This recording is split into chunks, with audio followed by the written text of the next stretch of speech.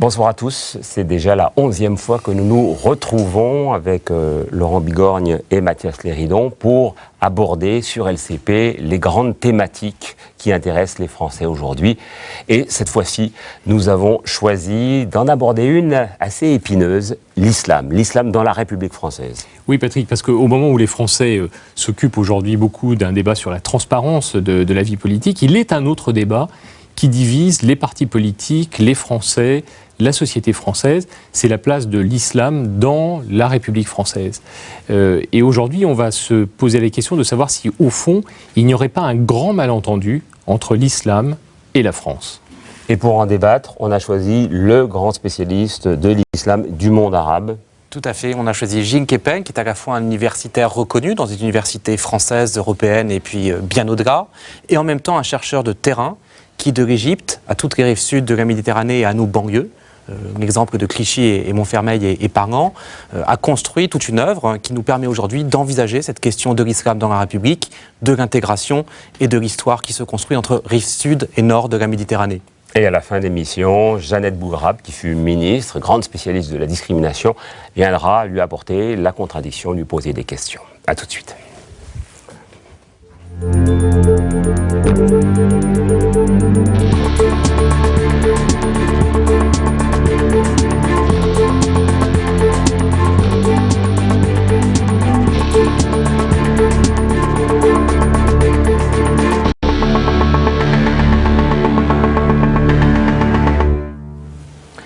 Passion arabe, voilà qui dit bien ce qu'est la vraie nature de Gilles Kepel. Cette passion, il l'a depuis toujours, depuis pratiquement l'enfance, il nous en parlera.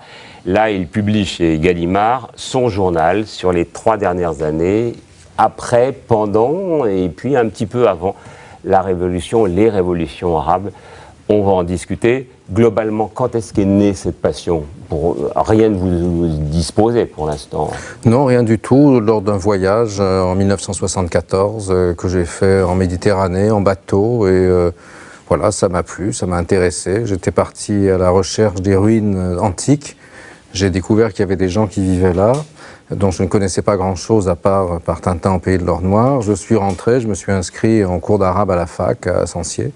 Et puis voilà, je suis 40 ans après, presque, je suis là. Et c'est vous qui dispensez à votre tour des cours, à Sciences Po notamment, mais dans bien d'autres institutions de l'autre côté de la Méditerranée, de l'autre côté de l'Atlantique.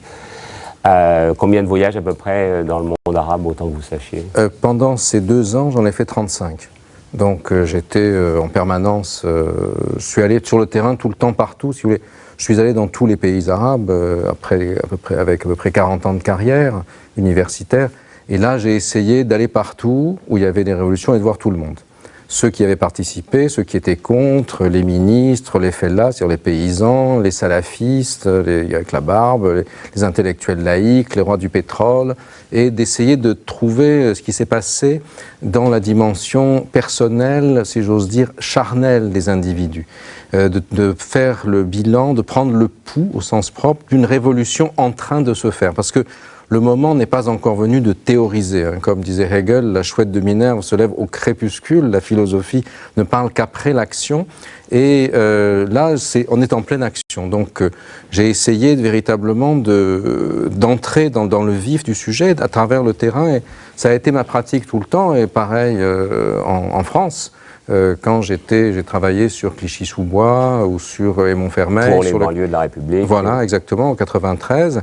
Eh bien, ça a été bâti sur à la fois une longue expérience, parce que j'avais déjà, en 1987, publié un livre qui s'appelait « Les banlieues de l'islam », et en même temps, remettre toutes ces idées en cause, les confronter à la réalité, rencontrer énormément de monde, faire des entretiens, et c'est un peu comme ça que j'ai construit mon travail. Il y a une 50aine d'années, René Dumont avait écrit un livre qui s'appelait « L'Afrique noire est mal partie ». Est-ce que vous diriez que l'Afrique blanche, l'Afrique maghrébine et le monde arabe, d'une manière générale, pour l'instant, ils sont partis dans quelle direction?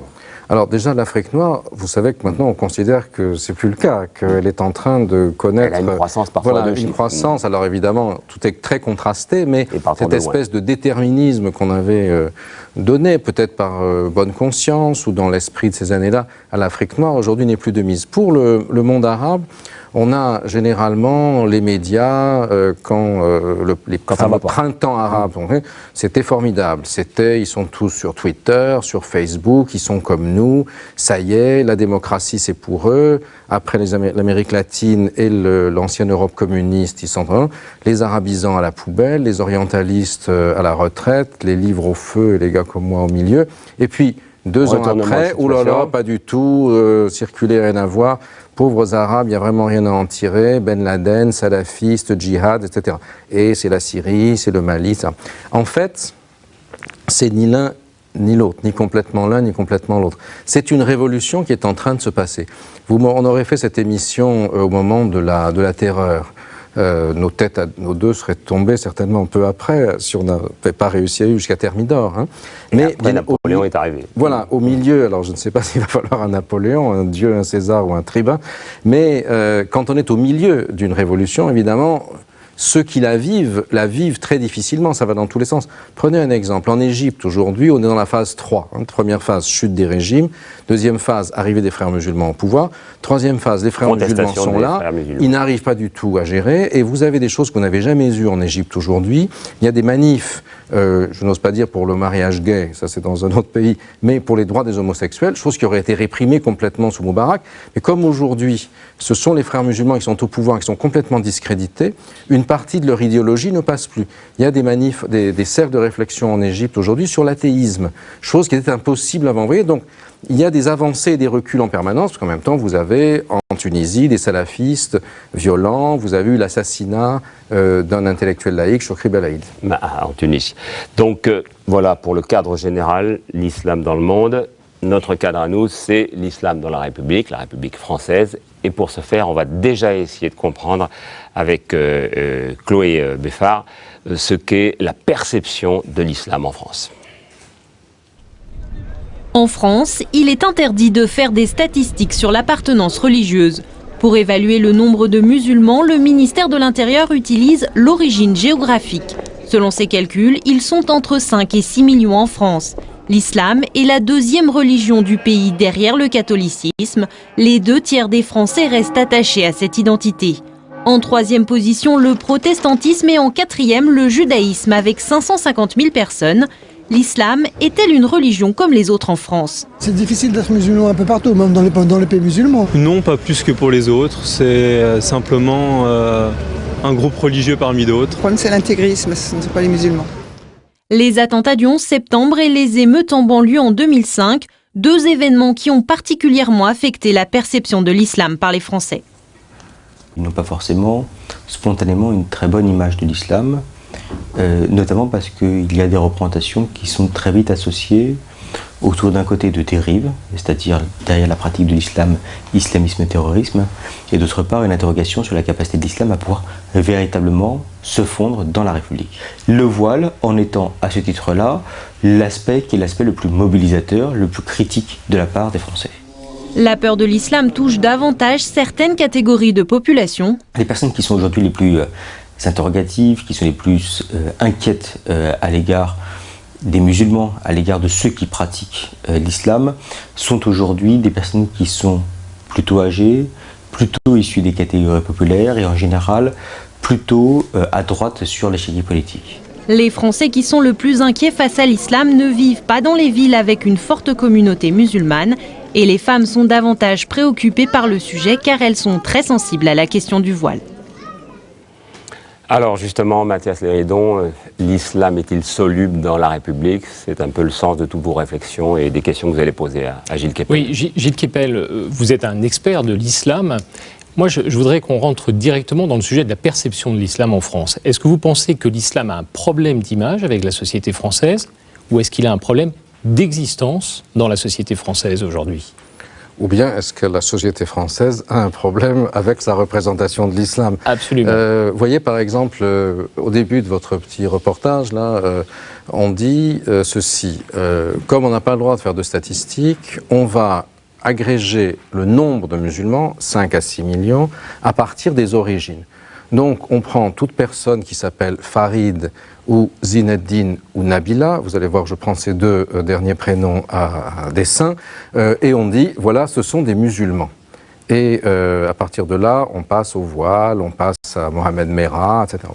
Or, c'est là toute la difficulté. À partir du moment où on agrège des individus, où on les assigne à partir de leur origine, du fait qu'ils portent un prénom arabe, par exemple, à la catégorie musulman, là, on est dans une perception compliquée. Il faudrait, dans ce cas-là, dire que Patrick et Gilles doivent être d'abord perçus, avant tout, en tant que chrétiens. J'ignore si Patrick Poivre d'Arvor va à la messe le dimanche ou dans un autre culte quelconque. Moi, je n'y vais pas, même si j'ai été baptisé. Et je n'accepte pas qu'on me définisse d'abord politiquement comme chrétien, si vous voulez. Donc la question, c'est de savoir si parmi nos compatriotes qui sont originaires du monde musulman, des pays arabes et autres, il faut d'abord et avant tout les percevoir à travers le prisme religieux. Si j'ai évoqué les prénoms de Zinedine et de Nabila, c'est parce que Zinedine, c'est Zidane, qui a été notre grand mythe français, le grand mythe de l'intégration et de la réussite. C'était Zinedine Zidane, c'est le mondial de 98, c'est la France qui considère, le pays de la gastronomie, que le couscous est le plat préféré des Français, puisque nous aimons les statistiques. Et Nabila, je n'ai pas besoin de faire il suffit que je fasse ce signe pour que tout le monde ait compris. Je ne sais pas quel est son rapport à la religion. Mais alors, Gilles Kepel, donc on comprend qu'au fond, vous êtes pour les statistiques ethniques, qui est un vrai débat aujourd'hui, partisan, il y a les pour, il y a les contre, vous êtes pour. Pourquoi ? Parce que ça permettrait une meilleure représentation de l'expression des musulmans en France. Non, pas du tout. Je pense que si des gens ont envie de se définir comme musulmans, de pratiquer leur culte, d'exprimer leur foi, ils ont le droit de le faire dans le cadre des règles de l'ordre public, si vous voulez, comme en France, comme pour les catholiques, les musulmans. Après, ça pose un certain nombre de problèmes spécifiques, puisque pour l'essentiel, l'islam est une religion qui est arrivée relativement récemment en France, portée en grande partie par les enfants de l'immigration et le fruit de la sédentarisation des enfants des immigrés en France. Ça ne s'y réduit pas, mais c'est l'essentiel. Or, de ce fait-là, ils ne disposent pas des espaces pour l'expression du culte dont disposent les catholiques, les protestants et les juifs, d'autant plus que l'essentiel du patrimoine bâti des églises, par exemple, remonte à avant 1905, c'est-à-dire avant la séparation de l'Église et de l'État, ce qui fait que c'est vos impôts et les miens qui financent la réparation des toitures, etc., des églises, ce sont les communes. Alors, ça n'est pas le cas. Or, ça n'est pas le cas pour les musulmans. Oui, donc là, on voit bien, Gilles Kepel, là, je comprends bien, c'est-à-dire que vous nous dites qu'il y a l'émigration, une sédentarisation de l'immigration, et donc une certaine perception, finalement, de cette sédentarisation et d'un certain nombre de populations qui sont arrivées en France. Moi, je repose la question, c'est est-ce que pour vous, qui regardez avec un œil d'expert depuis plus de 30 ans, l'islam, les musulmans en France, est-ce que vous pensez, comment vous expliquez ce problème d'image? Parce qu'il y a un problème d'image de l'islam en France, on peut pas se le cacher. Oui, bien sûr. Il y a un problème d'image qui n'est probablement pas le même que celui des autres religions. Vous l'expliquez par le caractère récent de l'arrivée justement de ces enfants d'immigrés qui sont arrivés finalement récemment en France, dans l'histoire de France, ou est-ce que vous l'expliquez par une espèce de problématique plus générale de l'islam dans tous les pays, disons, occidentaux? Il y a plusieurs facteurs. Il y a d'abord le fait qu'effectivement c'est une religion la plupart des sectateurs, des adeptes de l'islam sont arrivés en France, sont nés en France récemment, si vous voulez. C'est une population qui est beaucoup plus jeune que la masse de la société française et qui est aussi beaucoup plus pauvre et beaucoup plus démunie, globalement. C'est bien pour ça que dans les années 80, j'avais appelé le livre que j'avais fait sur ce sujet, que je crois était le premier d'ailleurs, les banlieues de l'islam, parce que c'est un phénomène qui est associé aux banlieues populaires. Alors ça aurait pu être, après tout, quand les Italiens sont arrivés en France, ou les Juifs d'Europe centrale, c'était aussi un phénomène de milieu populaire. Et ensuite, ils se sont élevés dans la société, comme tous les immigrés, comme ma propre famille. Mais et vous pensez que ça va être l'avenir des musulmans de ces populations qui vont, après avoir être arrivés dans un certain nombre de conditions en France, après avoir été un peu plus pauvres, ont devant elles finalement un accroissement de la richesse et une meilleure mais c'est déjà intégration. le cas pour un nombre significatif d'entre eux. Mais pas tous. La majorité, aujourd'hui, du fait du chômage, du sous-emploi, etc., reste dans une situation où elle est en décalage par rapport à la société française et les revendications qui s'expriment utilisent en grande partie un vocabulaire religieux. faute de vecteurs politiques. Je vais prendre un exemple qui va vous sembler farfelu, mais qui, en fait, c'est assez va en plein dans ce que vous dites. Aujourd'hui, vous avez vu que l'un des clivages entre la gauche et la droite en France utilise un thème qui apparemment n'a rien à voir avec l'exploitation capitaliste ou le travail, qui est le mariage homosexuel. Et on utilise un vocabulaire religieux, si vous voulez, ou l'exacerbation d'un vocabulaire religieux pour exprimer des clivages politiques. Et vous verrez du reste, assez étonnant, que qui rejoint les, disons, les catholiques de droite dans ces manifestations contre le mariage gay, c'est un certain nombre d'associations islamiques qui sont sur la même base et qui du coup s'identifient à des catholiques conservateurs pour faire avancer leur présentation. Alors justement, mais je voudrais terminer en disant une chose simplement, c'est qu'il y a aussi bien sûr quelque chose qui est beaucoup plus important, puis-je vous parler de représentation, parce que là, nous on parle de la réalité maintenant, mais si on parle de représentation, il y a évidemment quelque chose qui est fondamental, c'est ce qui se passe aussi à l'extérieur de la France. Évidemment, la représentation de l'islam qui est négative, elle commence dès la fin des années 70, c'est-à-dire au moment où la population musulmane se sédentarise en France, qui est la révolution iranienne. C'est Khomeini, ça sera la guerre civile en Algérie avec le GIA, les attentats en France dans les années 90, puis le 11 septembre, et enfin 2012, si vous voulez, le contraste c'est quoi? 2012, quand on pense islam en France, on pense Mohamed Merah. Mais en même temps, 2012, c'est l'année où, aux élections législatives, pour la première fois, vous avez environ 400 candidats aux législatives sur 6000 qui sont originaires de l'immigration nord-africaine ou sahélienne, pour l'essentiel. Je ne dis pas qu'ils se définissent comme musulmans en termes de foi, mais ils sont perçus de l'extérieur par les statistiques comme musulmans, entre guillemets, musulmans sociologiques, et vous en avez entre une demi-douzaine, une dizaine qui sont élus. Donc vous avez les deux phénomènes qui se produisent en même temps. C'est vrai, Gilles Kepel, mais 2012, c'est aussi le début des premiers constats sur les révolutions du printemps arabe. Oui. Et il y a, en termes de représentation, quelque chose qui perturbe aussi la lecture de l'islam en France, en la regardant de l'autre côté de la Méditerranée, c'est la différence qu'on peut faire entre un islamiste radical, type salafiste, et ce qu'on appelle un islamo-conservateur de type frères musulmans. Il y a une vraie différence entre les deux. Est-ce que vous n'avez pas l'impression que finalement une certaine méconnaissance de l'islam dans toutes ses composantes crée aussi cette espèce d'inquiétude dans la société française? Oui, il y a une confusion générale, mais c'est assez compréhensible. Pour quelqu'un qui n'est pas... Parce qu'il y a une méconnaissance essentiellement. Oui, mais ça, on ne peut pas obliger tous les téléspectateurs à apprendre par cœur Passion arabe. C'est assez difficile, si vous voulez. Pour quelqu'un qui n'est pas musulman, qui n'est pas spécialiste de cet aspect non plus, sans l'être, comme je ne le suis pas, comprendre la différence entre un frère musulman et un salafiste, il faut quand même que je vous en donne 2 minutes d'explication. Donc, les frères musulmans, eux, visent la conquête du pouvoir, c'est-à-dire, ils veulent, soit par les élections, soit par la violence, s'emparer du pouvoir, et à partir du pouvoir, réislamiser la société par le haut, par une transformation de la législation qui aboutit à la mise en œuvre de ce qu'on appelle la charia, c'est-à-dire la loi dérivée des textes sacrés de l'islam, pour transformer l'organisation de la société à partir de ce changement de la législation.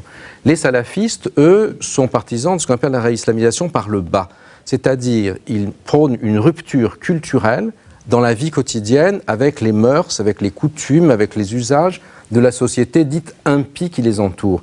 Et par un phénomène de métastase, si j'ose dire, ils veulent se répandre comme ça, et petit à petit, la société étant conquise et transformée, l'État va changer. Alors, est-ce que vous comprenez que non, mais juste une question, Patrick, oui, est-ce que vous comprenez que les Français soient inquiets de ces deux représentations qui ont finalement pour objectif de transformer la société, et les Français vivant dans un pacte républicain qui est ce pacte de laïcité qui permet à l'ensemble des religions de s'exprimer et l'ensemble des Français de vivre leur religion de façon pacifique. Est-ce que vous comprenez qu'il puisse y avoir une inquiétude de la société française face à finalement des propositions politiques totalement encadrées par une pratique religieuse? Oui, mais alors là, d'une part, ce que je vous ai expliqué, c'est dans le monde arabe et musulman en général, pas spécialement en France.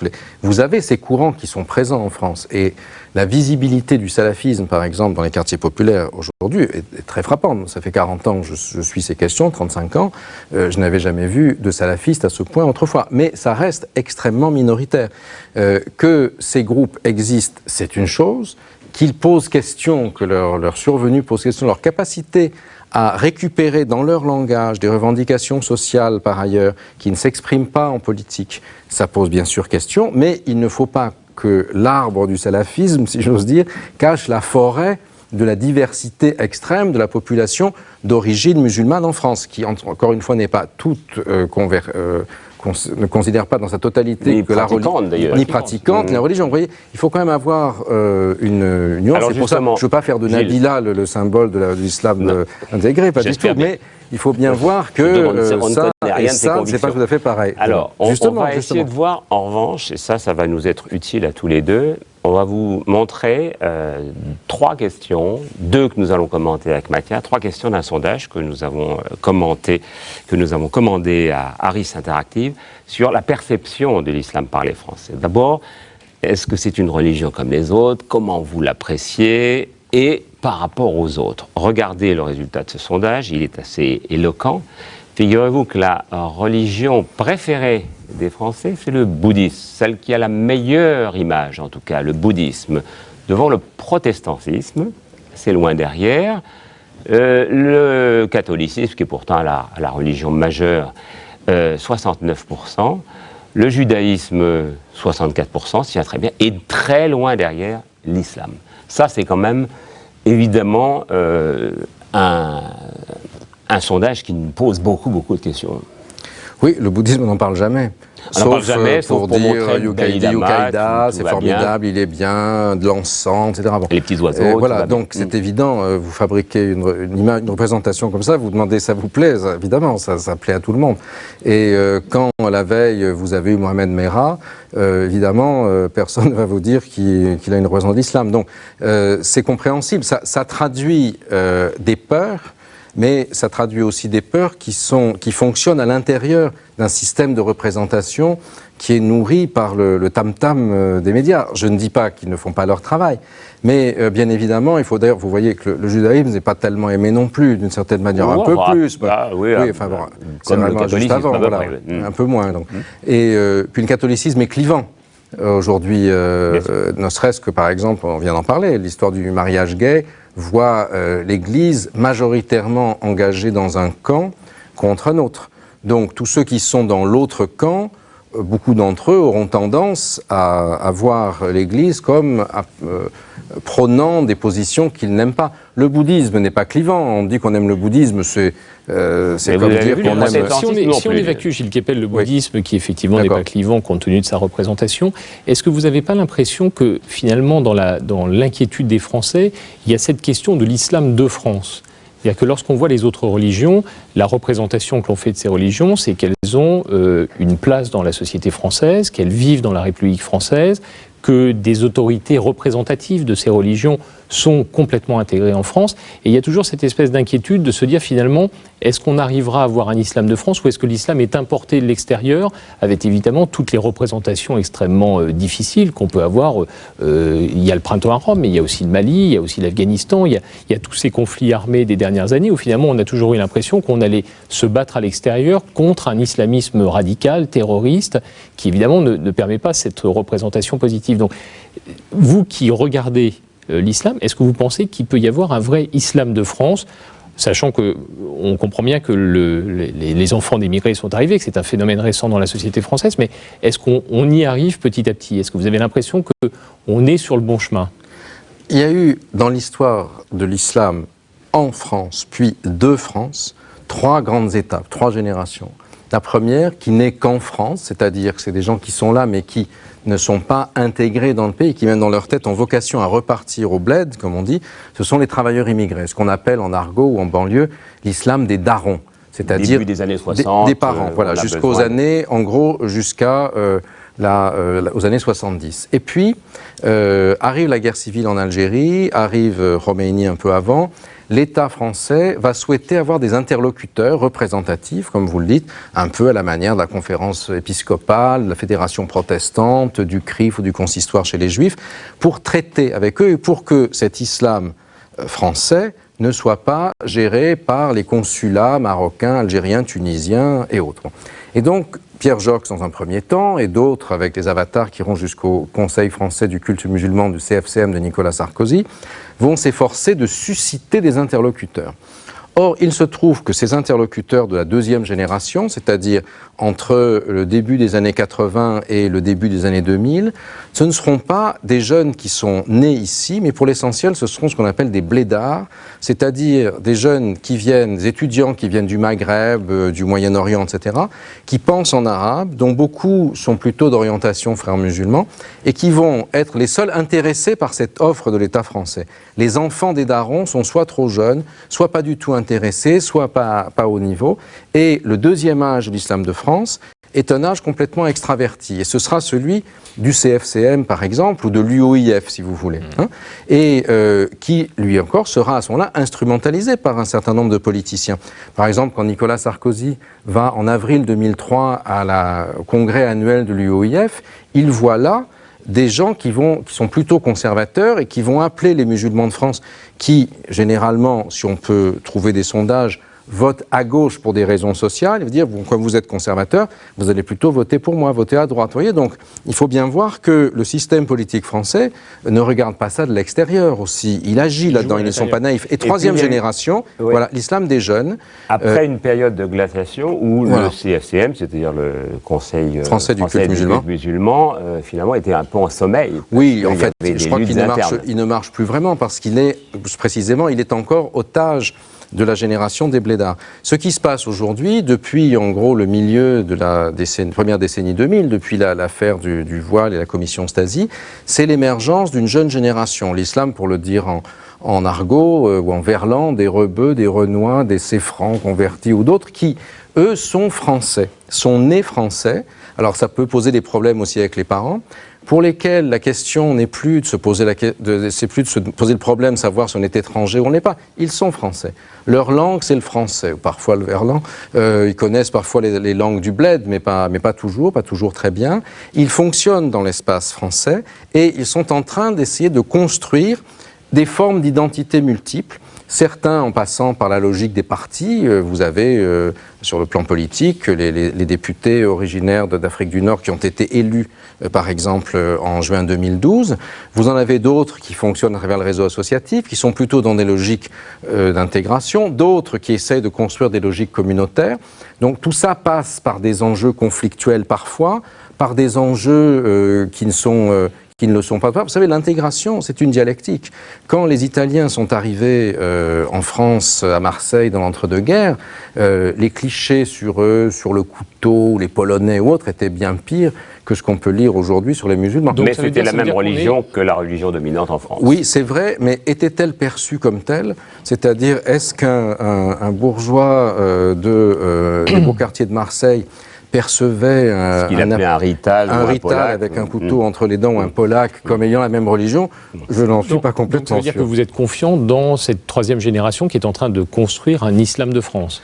Confiant ou pas, elle est là. Elle est là, elle est française et je crois qu'il est important d'arriver à comprendre ce qu'elle dit, à l'accompagner et quand il y a des dérives, des choses qui sont perçues comme des dérives, il faut les pointer. Mais c'est un débat qui est un débat entre nous, si vous voulez, avec d'autres Français avec lesquels on n'est pas d'accord, comme on pouvait ne pas être d'accord avec les communistes, ou qu'on peut pas être d'accord avec le Front National. Gilles Kepel, quand vous regardez avec un œil sur la France, parce que vous avez une spécificité française, mais quand vous regardez l'Europe, il y a une spécificité française dans ce débat sur l'intégration de l'islam dans la République, ou est-ce que c'est finalement un écueil que l'islam ou les musulmans affrontent dans tous les pays occidentaux parce qu'il y a ce phénomène d'émigration et puis ensuite l'émergence d'une génération en Europe, en Allemagne, en Angleterre, en Espagne, en Italie, d'une génération qui est italienne, allemande, française ou espagnole? En termes de masse démographique et statistique, c'est à peu près pareil partout. Si vous voulez, vous avez des générations de parents qui sont arrivés pour reconstruire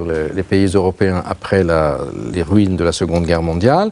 Puis vous avez une génération qui s'est sédentarisée et qui est effectivement française, britannique, italienne, mais avec les spécificités propres à chaque pays. C'est-à-dire que la Grande-Bretagne a un modèle de juxtaposition communautaire. Nous avons un modèle d'intégration individuelle où le religieux n'intervient pas comme tel dans l'espace public et dans l'espace politique. Et c'est là évidemment qu'on est dans une logique beaucoup plus conflictuelle. Gilles Kepel, voilà la deuxième partie du sondage que j'avais annoncé à Mathias Léridon, à savoir comment les gens jugent l'islam dans la société française. Est-ce qu'elle est compatible, au fond, avec la société française? D'abord, il y a un tiers seulement des Français qui répondent qu'ils connaissent bien l'islam, donc ils reconnaissent ça.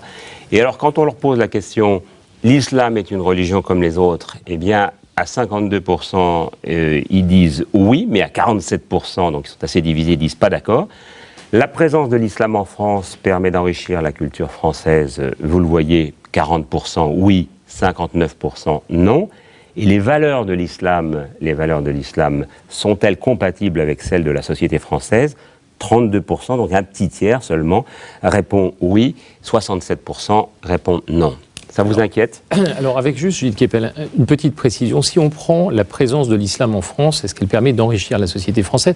Il y a un clivage politique extrêmement fort, puisqu'il y a 64% des électeurs de gauche qui pensent qu'elle enrichit la société française, et à l'inverse, 28% des électeurs de droite.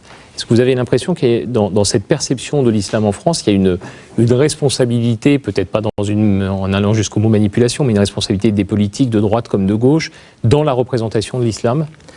Plus ou moins, mais je voudrais revenir d'abord sur un glissement sémantique qu'on a effectué. Tout à l'heure, on parlait des musulmans, maintenant on parle de l'islam. Ça n'est pas tout à fait la même chose, parce que là, on est en train de parler de doctrine, de systèmes idéologiques, de religion, si vous voulez. Et tout va dépendre de qui contrôle le discours de l'islam en France. Et c'est bien là le problème.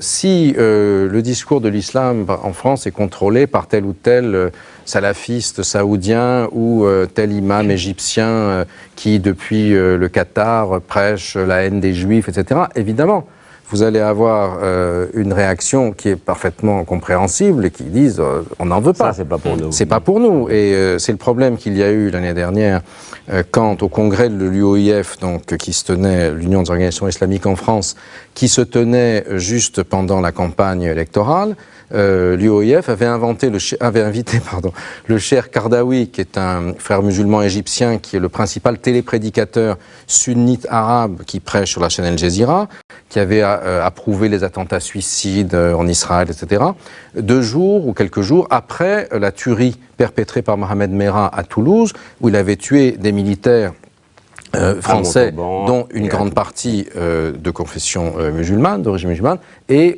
des élèves et leurs professeurs juifs à l'école, aux arts, à Torah, à Toulouse. Alors, se pose la question de savoir si oui ou non il a le droit de venir en France. Évidemment, Sarkozy, on était en pleine campagne électorale, a dit non. Manuel Valls avait d'ores et déjà, à l'époque, comme opposant, pointé ses propos. Et évidemment, vous ne pouvez pas demander à la société française d'approuver ce type de propos, bien évidemment. Mais justement, tout l'enjeu, c'est de voir comment la représentation de l'islam, le discours sur l'islam peut, dans la société française, être articulé, être proféré par des jeunes ou des gens moins jeunes qui sont allés à l'école ici, qui ont intégré les valeurs de la laïcité et de la République. Vous voyez, islam ne veut pas nécessairement dire salafisme ou islamisme radical. Dernière question. Juste en regardant ce dialogue entre l'extérieur, là on a beaucoup parlé de l'islam en France, mais il y a aussi beaucoup d'initiatives qui sont prises par la France vis-à-vis des pays musulmans. Que ça soit dans le domaine des échanges culturels, le Louvre à Abu Dhabi, que ça soit dans les échanges économiques avec la présence du Qatar. Quelle est l'analyse que vous faites lorsque vous êtes dans les pays musulmans de cet échange ou de ces efforts de la France en termes de dialogue? C'est bien perçu? C'est perçu comme une réaction? C'est perçu comme quelque chose qui n'a pas d'intérêt? Comment vous le voyez en prenant l'inverse, c'est-à-dire la France qui va dans les pays musulmans? Un sondage récemment publié sur les aspirations de la jeunesse arabe montre que dans les pays, ce qu'on appelle Afrique du Nord, Moyen-Orient, la France est le pays qui n'est pas Afrique du Moyen-Orient, qui est le plus favorablement perçu. Et ça peut paraître surprenant, parce qu'on peut se dire, la France, c'est la loi sur le voile, c'est l'intervention au Mali. Alors effectivement, les salafistes radicaux, y compris ceux qui font partie de l'opposition syrienne, disent en arabe, Dem el-Muslim wahed min Souria ila al-Mali, c'est-à-dire le sang du musulman est unique de la Syrie au Mali. Mais ça, c'est une minorité qui dit ça, qui est radicalisée. Mais vous avez, par ailleurs, des gens, si la France était un pays tellement abominable, il n'y aurait pas tant de gens qui voudraient y venir depuis le monde musulman. Et puis il faut bien se rappeler, dernier mot Patrick, que la révolution arabe Elle a commencé où? Elle a commencé en Tunisie, un pays où une grande partie de la société est bilingue et francophone.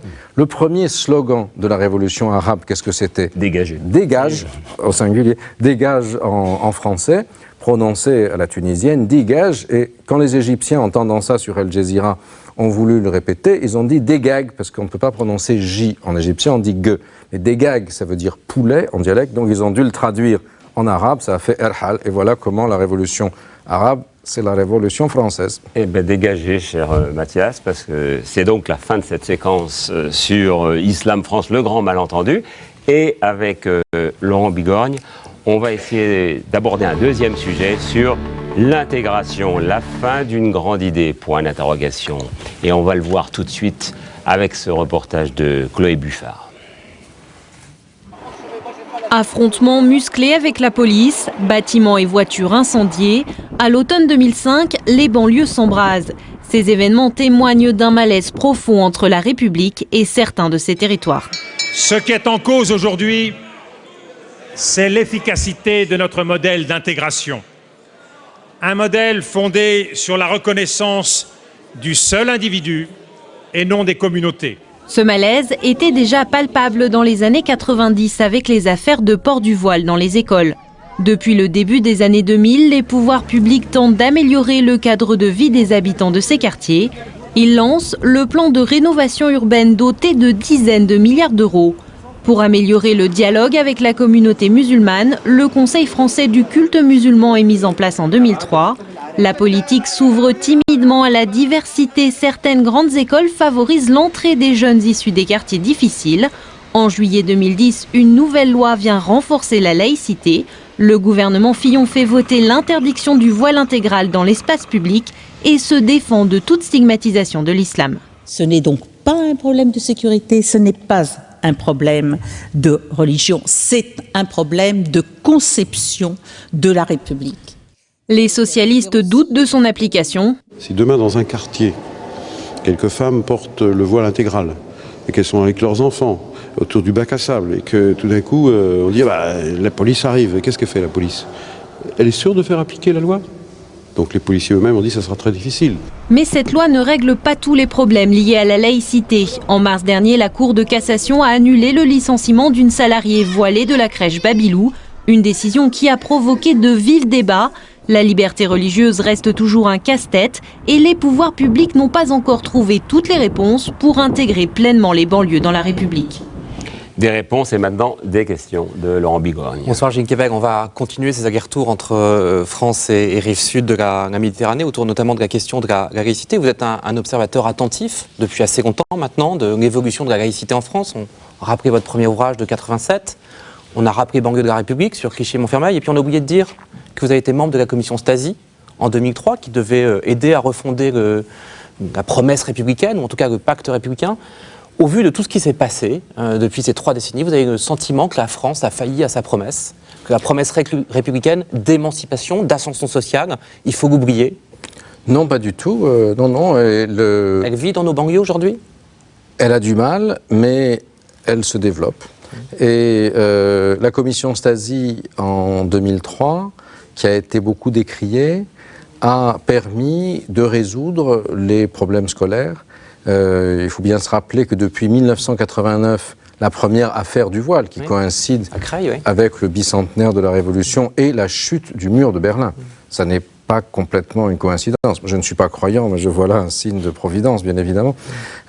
Personne en France ne parlait de la chute du mur de Berlin. Si vous vous en souvenez, Patrick, puisque c'était vous qui étiez à la manette à l'époque.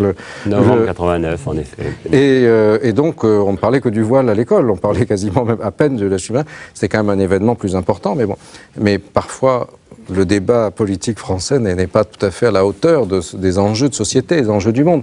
Je crois qu'entre 89 et 2003, c'était l'enfer dans les établissements scolaires, de ce point de vue-là, pour les principaux de collège, pour les directrices. Ça, c'est réglé. Et oui, c'est réglé. À Clichy-Montfermeil, donc nous avons mené l'enquête banlieue de la République.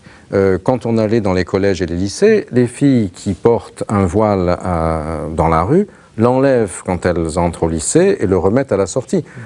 dans la rue, dans la mesure où on n'affronte pas la décence et on n'a pas le visage dissimulé, on a le droit de se vêtir comme on veut.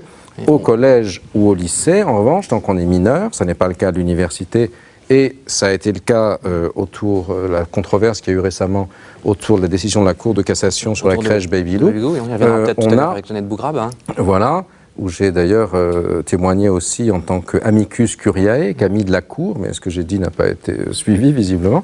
Se pose le problème de savoir dans quelle mesure, dans l'espace de l'enseignement public subventionné par les deniers des citoyens, des contribuables, on a à créer pour l'enfant des valeurs communes à l'ensemble de ces enfants, de manière à les préparer à vivre en société, ou bien est-ce qu'on considère qu'au contraire, il doit y avoir d'un côté les juifs, de l'autre les chrétiens, de l'autre les musulmans, de l'autre les athées. Sur la vie en société, on y revient dans un instant avant le sondage. Je reviens un instant néanmoins sur la promesse laïque. Donc vous dites qu'il y a eu des progrès, 89, 2003, aujourd'hui on sait que la question scolaire fonctionne beaucoup mieux. Une question néanmoins, est-ce que la promesse laïque est par exemple aussi forte que ce qui se passe en ce moment dans les rives sud de la Méditerranée? Est-ce qu'au fond, il n'y a pas une partie de la jeunesse de nos quartiers qui, en marge du fonctionnement de notre République, peut se sentir attirée par d'autres choses? Est-ce que la promesse laïque et républicaine reste suffisamment forte? Alors, ce qui se passe dans la rive sud, à mon avis, n'est pas contradictoire sur le fond avec la promesse de l'émancipation, qu'elle passe par la laïcité ou plus généralement par la démocratie. Parce que même si les révolutions arabes passent par des hauts et des bas, si on voit les frères musulmans l'emporter dans tel ou tel pays, néanmoins la volonté de conquérir la liberté d'expression, de construire la démocratie, sera la plus forte. Et ça, on le voit par exemple aujourd'hui avec les luttes de la société civile en Tunisie ou en Égypte par exemple, face aux appareils islamistes qui essayent de repeinturer en vert des schémas d'autorité hérités des dictatures précédentes. Pour ce qui est de la France maintenant, il me semble que... Ces appareils, Gilles, ils sont au travail en France? C'est un phénomène qui est spécifiquement, on parlait tout à l'heure du caractère minoritaire, très minoritaire des salafistes, mais ceux dont vous parlez là, vous en voyez les ramifications en France? Bien sûr, il y a des salafistes en France, d'ailleurs, qui ne voient leur avenir que dans le départ de la France, y compris des convertis. Et une grande partie des filles en niqab qu'on voit de temps en temps dans la rue, que j'en ai vu récemment encore à Roubaix, fréquemment. Donc ils contreviennent à la loi. Voilà, on ne peut pas le voir, parce qu'elles ont par définition, elles ont un truc sur la figure, mais de ce qu'on sait, oui, c'est aussi une forme de provocation, un peu comme on militantisme. Oui, autrefois, c'est ça, d'autant plus qu'elles se sentent, pas en crise identitaire, mais elles se projettent dans un refus de la France qu'elles veulent quitter, ou qu'ils veulent quitter, puisque la société est impie. Bon. Mais ça, c'est un élément qui touche une partie de la population. Pourquoi? Parce que ce qui me semble être consubstantiel de la laïcité, et c'est peut-être quelque chose qu'on a un peu trop oublié. Le mot laïkos, en grec, vient du mot laos, qui veut dire le peuple, comme démos. C'est un synonyme du mot démos. Donc il n'y a pas de laos sans démos, il n'y a pas de laïcité sans démocratie et sans justice sociale. Et c'est bien là que le problème se pose, c'est que moi je suis tout à fait fervent partisan de la laïcité de la société française. Simplement, il est très difficile de prôner la laïcité s'il n'y a pas de démocratie ou s'il n'y a pas de justice sociale, et si l'on estime que l'on est stigmatisé par rapport à son appartenance confessionnelle et qu'en même temps on n'arrive pas à s'en sortir parce qu'on n'a pas de boulot, parce qu'il n'y a pas de moyens de transport, avec Clichy-Montfermeil, j'y étais encore aujourd'hui, j'en reviens, on met en heure creuse 50 minutes pour faire 11 km.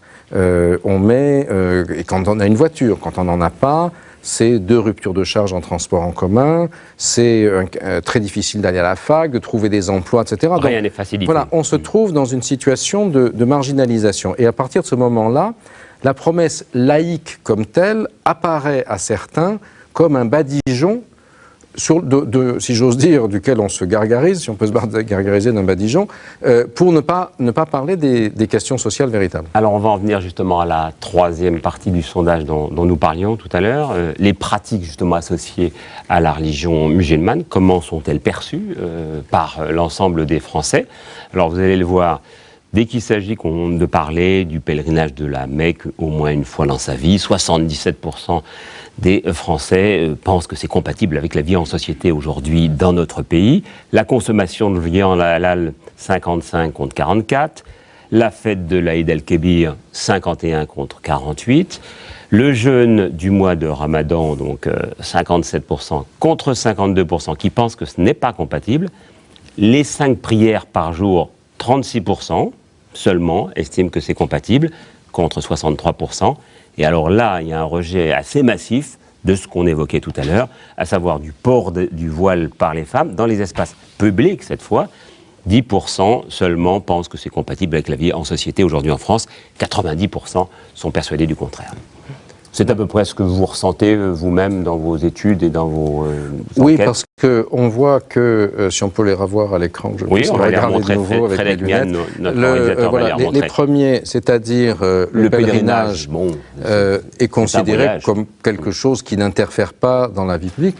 La consommation de viande halal, là je suis même, je dois dire, un peu surpris. Oui, parce qu'il y a eu un débat beaucoup plus fort que ça, extrêmement violent. Pendant la campagne. La consommation de viande halal est un enjeu tout à fait étonnant parce que c'est un enjeu typique de la 3e génération, des jeunes. C'est-à-dire que la viande halal est aussi un mode pour un certain nombre de jeunes de négocier leur identité dans la société française comme des consommateurs.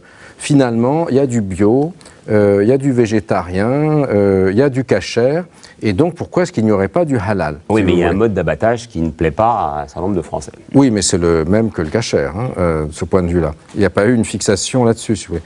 Mais je crois que c'est plus que l'abattage, c'est le fait que dans un certain nombre de quartiers populaires, la boucherie traditionnelle n'a pas pu survivre. Non pas du tout à cause du halal, parce qu'elle pratiquait des prix beaucoup plus élevés que le supermarché. Donc, elles ont disparu. Ces patentes ont été à vendre d'une certaine manière, et comme personne n'en voulait, elles ont été accessibles pour très très peu d'argent.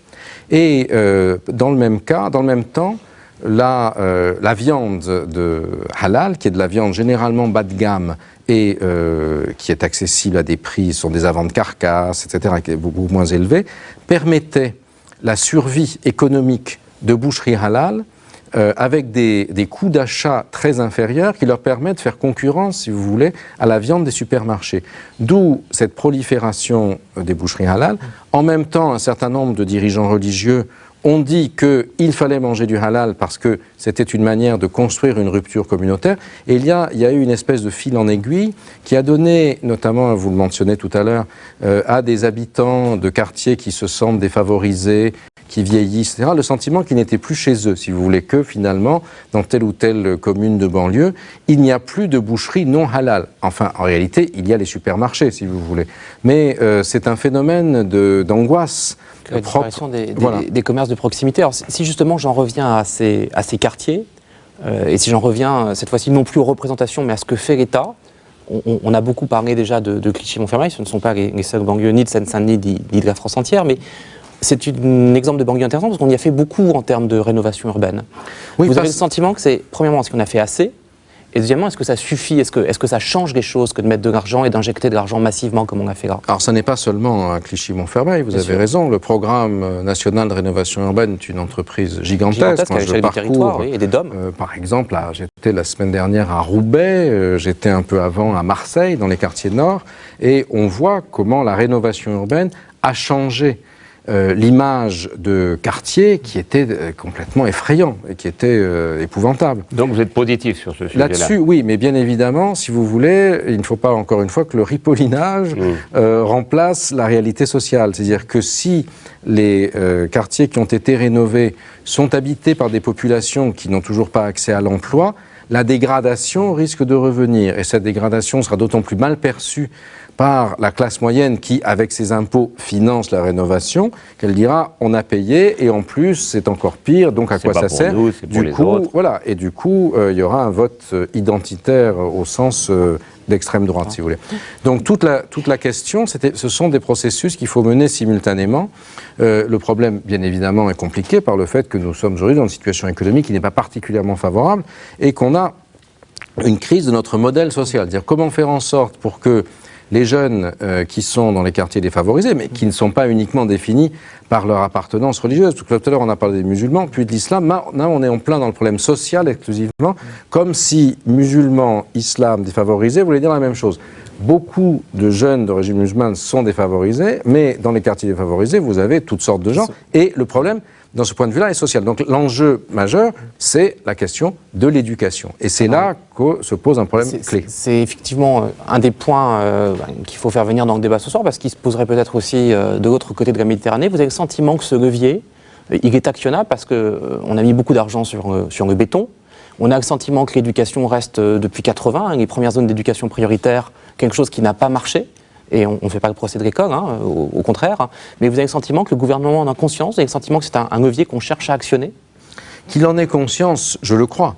Le problème, c'est que dès qu'on essaye de toucher à quelque chose à l'école, on se heurte à un mur de défiance. Alors, sans vouloir prendre parti sur la réforme de Vincent Peillon sur l'étalement des rythmes scolaires, on voit bien les difficultés auxquelles elle se heurte, alors que tous les pédiatres et autres considèrent que 4 jours et demi pour les enfants, c'est beaucoup mieux que 4 jours. Mais ça pose des problèmes très complexes d'organisation du travail. Il y a toujours plus de moyens dans Paris-Centre qu'en Seine-Saint-Denis. Voilà, bien sûr. Et donc là, on est encore. Mais ça, c'est un consensus des élites contre les quartiers, d'une certaine façon, non? Il n'y a pas un égoïsme, au fond, de la société française vis-à-vis de ce qu'il faudrait faire en Seine-Saint-Denis, à Lyon, en PACA ou dans d'autres régions? Je crois que depuis l'époque préhistorique, il y a un égoïsme de ceux qui détiennent le pouvoir et qui ont accès aux produits de la chasse contre ceux qu'on met de côté. Et c'est bien pour ça que le système démocratique a été inventé, pour faire en sorte que ces conflits puissent s'exprimer à travers le débat démocratique et puissent aboutir à une transformation. On a vu, par exemple, on parlait de Roubaix, j'étais encore à Roubaix la vendredi, comment l'arrivée au début du XXe siècle des premiers maires qui ont été élus par la population ouvrière et non plus les agents du patronat de l'industrie lainière ont transformé complètement les conditions d'hygiène, les conditions de vie, les conditions d'éducation de la population ouvrière, permettant l'élévation de son niveau de vie. Et d'une certaine manière, on est dans cette période post-industrielle qui est la nôtre, on est face à des enjeux du même ordre, avec l'école qui est considérée par certains comme de toute façon ne servant à rien parce qu'on va au chômage à la sortie. Donc ce ne sont pas seulement les savoirs qui sont discrédités, mais ce sont les valeurs. Et c'est dans ce gouffre que vont s'engouffrer, si j'ose dire, sans bringuer, salafistes, mais aussi mouvements appartenant à d'autres religions et qui prônent également une logique communautaire et de repli sur soi. Alors j'aimerais qu'on commente maintenant, non pas un sondage, mais un graphique que nous a apporté donc Laurent Bigorgne, une statistique. Une statistique incontestable. Que vous connaissez bien, qui est une estimation au fond, c'est une estimation du nombre de lieux de culte en France en 2010. On voit qu'évidemment la région catholique reste très, très en avant avec ses 45 000 lieux de culte répartis sur tout le territoire. C'est peut-être moins d'ailleurs qu'il y a un siècle. On voit ensuite venir les protestants avec une montée, même si elle reste marginale, des évangéliques qui ont 1800 lieux de culte sur les 30 000. Je crois qu'elle n'est plus marginale maintenant, elle est en train de devenir. Voilà. 1800 sur les 3000. Hein. Presque 2400, les juifs 280 et puis d'autres confessions qui sont peut-être plus marginales dans le débat public. C'est suffisant, 2400 mosquées en France ? C'est difficile de savoir quel est le critère pour dire que c'est suffisant. Ça permet au fond aux Français musulmans et aux musulmans de mon expérience que je peux vous dire, là, puisque je vais régulièrement dans les enquêtes que je fais en ce moment sur le terrain, quand je me trouve le vendredi dans une municipalité où j'enquête, je vais à la mosquée. Pour observer les choses, discuter avec les responsables, les fidèles, etc. J'étais à la mosquée à Roubaix vendredi, j'étais à la mosquée à l'office à Marseille. Non, alors justement, ça se passe à l'intérieur, mais ce qui est très frappant, c'est que généralement, il s'agit de constructions de fortune. La mosquée du marché aux puces de Marseille, la bien nommée, dans laquelle les gens sont entassés, plusieurs milliers de personnes dans les escaliers, dans les salles, etc., donne le sentiment que ce sont, par rapport aux églises ou aux temples, qui ne sont pas pleines, hein, où on a des gens qui sont serrés comme à rang en cac, si vous voulez. Il faudrait construire? Je ne dis pas qu'il faudrait. La question, c'est voilà, la question, je crois, c'est que les établissements religieux qui ont été construits avant 1905 bénéficient d'une certaine manière d'un traitement de faveur, puisque avec nos impôts, nous finançons leur maintien en état, leur rénovation, leur toiture, tout ce qui coûte cher. Vous diriez, il y a combien de musulmans pratiquants en France? Bon, il y a à peu près 5 millions de musulmans, tant qu'on sache. On a bien expliqué qu'on ne peut pas avoir de statistiques ethniques, mais de pratiquants. Ah, je n'en ai aucune idée. À votre avis, un mouvement qui va davantage vers l'assiduité dans les lieux cultes que les catholiques qui, en revanche, les désertent? Indéniablement. En particulier, si vous voulez, le fait que la prière du vendredi, d'une certaine manière, a tiré bénéfice dans son affluence, d'une part, de l'absence de travail, c'est-à-dire que aussi bien les retraités que les jeunes qui ne bossent pas, ou bien qui sont chômeurs ou qui sont dans le business, comme on dit en banlieue, peuvent y adhérer, et du fait que l'absence d'instances de socialisation auxquelles on s'identifie dans les cités populaires fait que la mosquée va devenir le lieu où l'on se retrouve et où on trouve une parole de consolation, pour le meilleur ou pour le pire. Je ne juge pas de la valeur des choses, je constate sociologiquement le phénomène. Pour revenir à la question que posait Laurent Bigorne tout à l'heure sur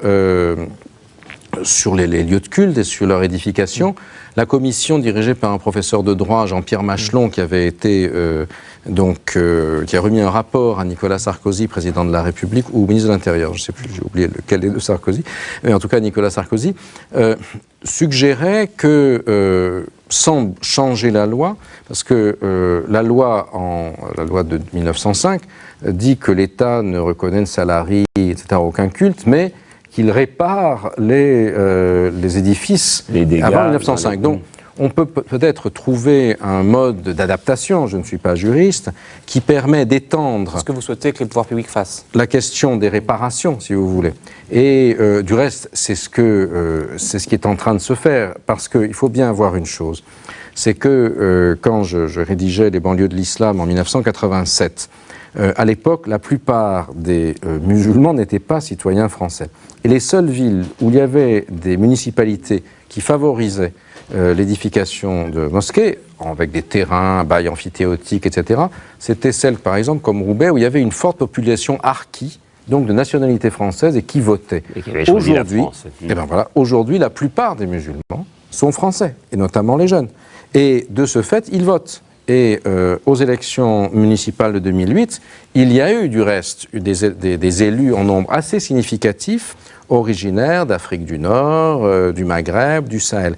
Il y a eu des candidats à l'élection législative de 2012, et ces candidats, le nombre de voix, même quand ils sont petits, a été tout à fait remarqué, scrutinisé, si j'ose dire, de près, par ceux qui vont préparer les listes pour les municipales de 2014, et bien évidemment... ça va être un vrai test. Bien sûr, et à partir du moment où les gens sont citoyens et votent, quelqu'un qui est citoyen français de confession musulmane paye des impôts, comme vous et moi, sauf s'il fait de l'évasion fiscale, mais c'est dans d'autres catégories de la population, et c'est un débat que nous n'aurons pas, sur la seule émission, nous n'allons pas parler de l'évasion fiscale. Il estime, et c'est normal, qu'en payant ses impôts, il répare, une partie de ses impôts sert à réparer des églises. Très bien, mais lui, il souhaite prier dans un lieu de culte musulman. Qu'est-ce qui fait que, alors qu'une partie de ses impôts va à l'entretien des églises, aucune partie ne va sous un mode ou un autre, l'aide à la construction. Une dernière question. Une partie de ces impôts va au financement des lieux de culte, une partie de ces impôts va aussi au financement de la vie politique, le financement des partis. Vous avez le sentiment aujourd'hui qu'on a des partis, notamment parmi les partis de gouvernement, qui sont conscients des enjeux et qui, par exemple, on a beaucoup parlé de diversité ce soir, font l'effort pour accueillir de nouveaux candidats, pour aller les chercher, pour les former, pour leur permettre d'accéder aux bons échelons de représentation de la population française? Alors, ça s'est beaucoup amélioré, mais comme ça partait de zéro, ça ne pouvait pas... comme la représentation des femmes à l'Assemblée ou, voilà. ou au Sénat. On est en dessous, quand même. Oui, on est en dessous, oui, parce qu'il n'y a pas de loi sur la diversité, un terme qui d'ailleurs, dans les enquêtes qu'on fait, est généralement rejeté. Rejeté, quota, la diversité, c'est encore une fois du ripollinage, ce terme, j'aurais beaucoup employé. Donc la même paresse des vieilles élites. Voilà, mais non, mais elles sont bien sûr résistantes, mais néanmoins, le mouvement de la société, de ce point de vue-là, est inéluctable. Et les partis sont obligés de s'en rendre compte.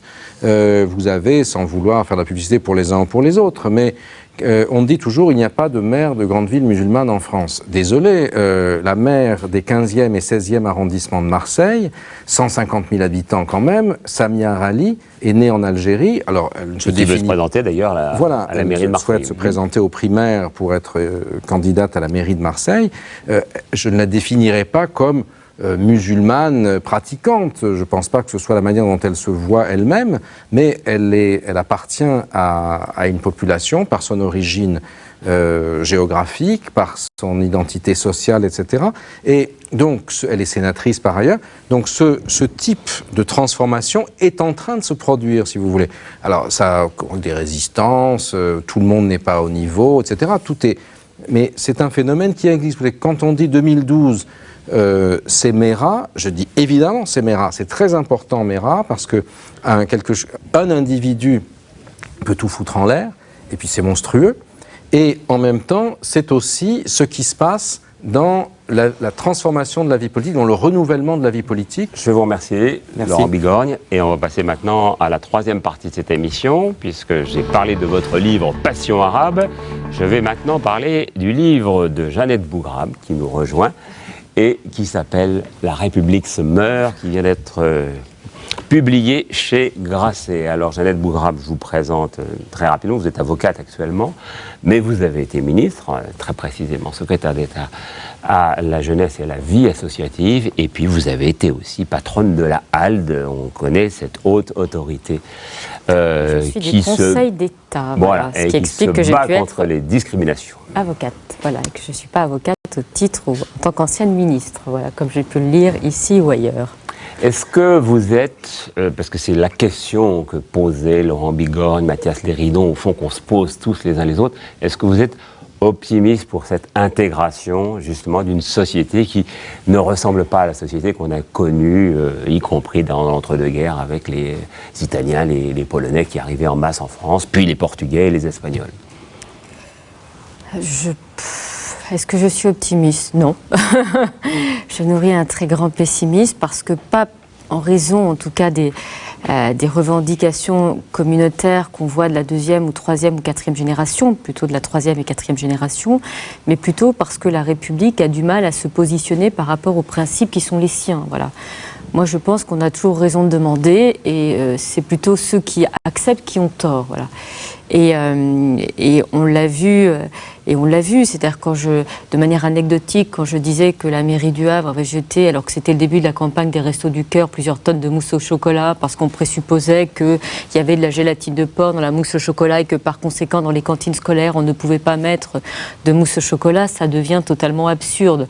Donc on a une anticipation de revendications communautaires que des communautés ne demandent même pas. Et donc, ou à la marge simplement, mais pas essentiellement. Oui, mais je veux dire, c'est quand même indécent. Voilà, il y a des gens qui ne mangent pas leur faim en France, et puis on se dit que pour satisfaire telle ou telle revendication, voilà, on le fait. Voilà, je trouve ça absurde et stupide. Voilà. Et de même que ce qui m'inquiète un peu, c'est qu'on se préoccupe d'abord des lieux où l'on va prier avant de se préoccuper de la réussite scolaire. C'est-à-dire que je lisais il y a quelques jours, c'était la une de Sud-Ouest, que c'était formidable. Droite et gauche, d'ailleurs, étaient d'accord sur le financement d'une grande mosquée de 3500 places avec l'imam Tarek Obrouk de l'OIF, en disant que c'était formidable. Moi, ce qui m'inquiète plutôt, c'est que peut-être on aurait pu mettre cet argent à la réussite scolaire d'un certain nombre de quartiers difficiles dans la banlieue bordelaise. Et que, Aujourd'hui, on fait primer la question du culte sur la question de l'école, voilà. Et je regrette un peu qu'on ait oublié un certain nombre de fondamentaux, et notamment les écrits de Harkoun ou d'Arachin Benzine, ou ce que dit Gilles Kepel, c'est-à-dire que des choses que nos parents ne demandaient pas, que nos grands-parents ne demandaient pas parce qu'ils étaient parce qu'ils étaient soumis. Moi, mon père n'est pas un homme soumis, ni ma mère, c'est une espèce de tornade, donc c'est impossible. C'est que ça ne faisait pas partie de leur culture. Donc il y a une reconstruction identitaire, alors peut-être à partir de l'image qu'on leur envoie d'eux-mêmes. Mais aujourd'hui, la République se perd, et même quand le chef de l'État, sur l'affaire Baby Lou que vous avez citée, dit effectivement, on va faire une loi sur la petite enfance, mais surtout ne stigmatisons pas, on va d'abord réunir un observatoire de la laïcité, on va faire des choses comme ça. Et c'est vrai que vous parlez de la loi sur les signes ostentatoires à l'école, c'est 89-2004, 14 ans. Enfin, 2003. Oui, 15 ans en tout. Donc voilà, alors je me dis, et en plus, à chaque fois qu'on évoque le sujet, on a peur de la stigmatisation. Mais je me dis, mon Dieu, la stigmatisation vient du fait que, par exemple, la petite Malala de 14 ans a pris une balle dans la tête, vient peut-être du fait qu'on ait tué Chokri Belaïd, vient du fait d'Mohamed Merah. Mais à chaque fois qu'il y a des gens qui font des choses mal, inacceptables, intolérables, inhumaines, eh bien on se dit, attention, vous allez nous stigmatiser. Mais moi, je me sens ni stigmatisée, ni visée par quoi que ce soit. Et j'aimerais avoir des défilés de personnes qui manifestent pour soutenir cette gamine de 14 ans qui a eu plus de courage que 65 millions de Français. Gilles Kepel, qu'est-ce que vous avez comme question à poser à celle qui fut ministre de cette République dont on dit qu'elle a du mal à intégrer justement cette Eh bien religion? que d'abord, moi, ce qui me rend optimiste, c'est Jeannette elle-même. Non pas du tout parce qu'on lui mettrait sur le front, non pas un hijab, mais un bandeau avec écrit Islam. Tout le monde s'en fiche. C'est pas la question. La foi de Jeannette ne m'intéresse pas. Par ailleurs, elle exprime ce qu'elle pense dans les médias, mais c'est que... J'exprime en fait mon athéisme. Voilà. Ce qui est choquant, parce que dans la religion musulmane, étant de culture musulmane, eh bien l'apostasie n'est pas reconnue. On n'a pas le droit de se convertir à une autre, et on n'a pas le droit d'être athée. Voilà. Alors oui et non, parce que en fait, ça c'est la culture musulmane, l'histoire telle qu'elle a été réécrite par les gardiens du dogme aujourd'hui. Mais il y a toute une tradition d'athéisme dans l'islam, et du reste aujourd'hui, je le disais en début de cette émission, au Caire, où les frères musulmans incarnent désormais le pouvoir politique. Donc c'est un piège pour eux, les malheureux, parce qu'ils sont maintenant pris dans toutes les turpitudes du pouvoir et discrédités. Le même chauffeur de taxi qui, après la victoire de Morsi en Égypte, me disait c'est formidable, l'Égypte revient islamique, aujourd'hui le voue à l'échafaud.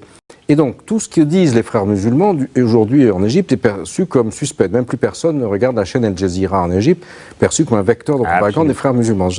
Et du coup, vous avez aujourd'hui en Égypte des cercles de réflexion sur l'athéisme qui auraient été réprimés sous Moubarak, qui faisait ça parce qu'il avait peur des islamistes. Aujourd'hui, comme les islamistes sont là, cela est possible. Alors, ça ne veut pas dire que tout est rose, hein, bien évidemment, puisqu'en même temps, il y a Chokri Belaïd qui est assassiné, etc. En même temps, on crée une chaîne où il n'y a que des femmes en niqab. Donc voilà, donc il y a une espèce de paradoxe. Et puis ces femmes qui sont agressées, qui sont obligées de s'auto-organiser. Et l'Égypte, la Tunisie, et j'ai souvent tendance à dire, même si on peut ne pas être d'accord, que l'Algérie est une sorte de village gaulois, sans doute par culture. Village gaulois pour l'Algérie, chacun appréciera, évidemment. Oui, mais parce qu'en réalité, moi j'ai raconté que j'ai vu il y a quelques semaines Ali Haroun, qui est un des 6 ministres algériens qui ont annulé les deuxièmes tours des élections en Algérie. Ils ont dit oui, la démocratie c'est sympathique, mais nous on a décidé le radicalisme et le fondamentalisme ne passera pas. Donc ils ont annulé et voilà, il avait sa photo placardée dans toutes les mosquées d'Algérie, de France, demandant son assassinat. Et donc je me suis dit, moi à côté, mes combats se paraissent ridicules. Et il me disait que la France, on allait se réveiller, quand on allait se réveiller, on allait avoir un grand choc parce qu'il ne comprenait pas la décision Baby Lou.